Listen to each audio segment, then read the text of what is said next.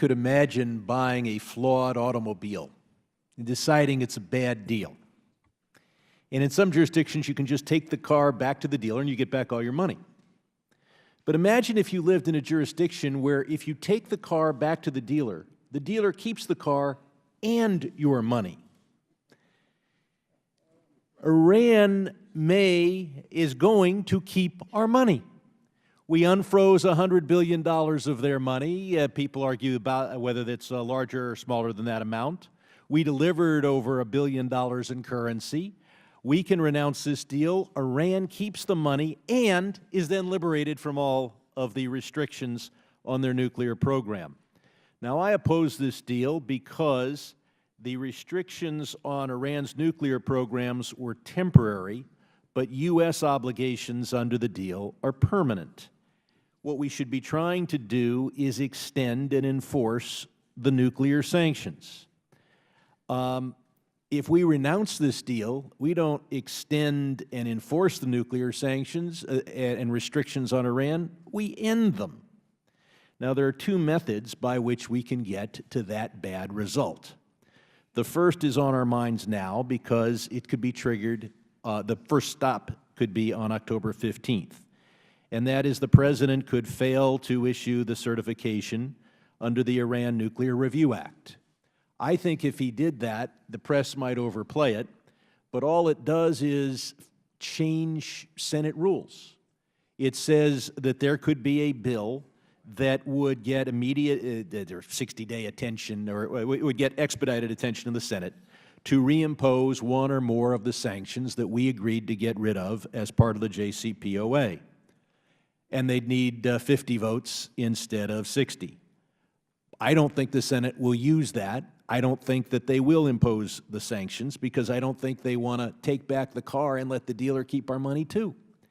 The other way is that we could reach the same bad result would be in January of next year, because the only way the JCPOA works is for the President to issue waivers under at least four different sanctions bills, and all of those sanctions waivers expire in the middle of next January. Now, if the President were to fail to issue those waivers, then, regardless of the wisdom of Congress, we would get the bad result. So my hope is if the President has to do something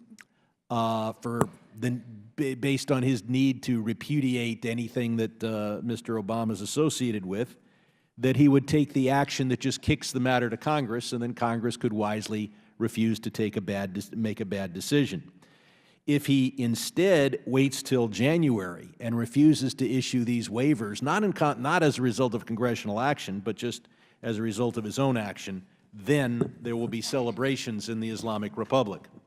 What we need is more sanctions with European support. The way we get those is, as Mr. Sullivan points out, we're free to impose sanctions for their other evils. And a number of us asked John Kerry about this in July of 2015 when he came before us. I specifically asked about the central bank sanctions.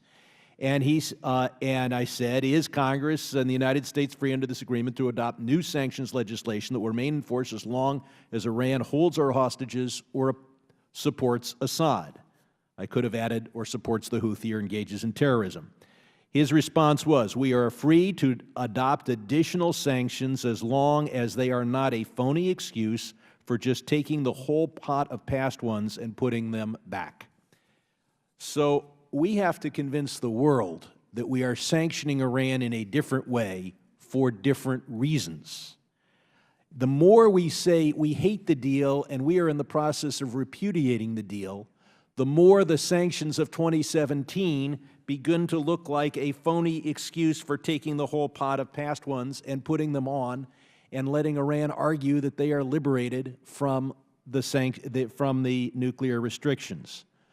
The more we say that we're going to live with this deal, that we respect the deal, and that we are imposing new sanctions because of Iran's other evils. And here I want to thank the Islamic Republic because they have committed such incredible evils, such mass murder in Yemen and in Syria, that they will more than justify any sanctions any of us can come up with. I've used my time. I would ask the witnesses to respond for the record, and particularly I'd like Mr. Sullivan to outline what are the toughest sanctions we can impose that meet Kerry's standard.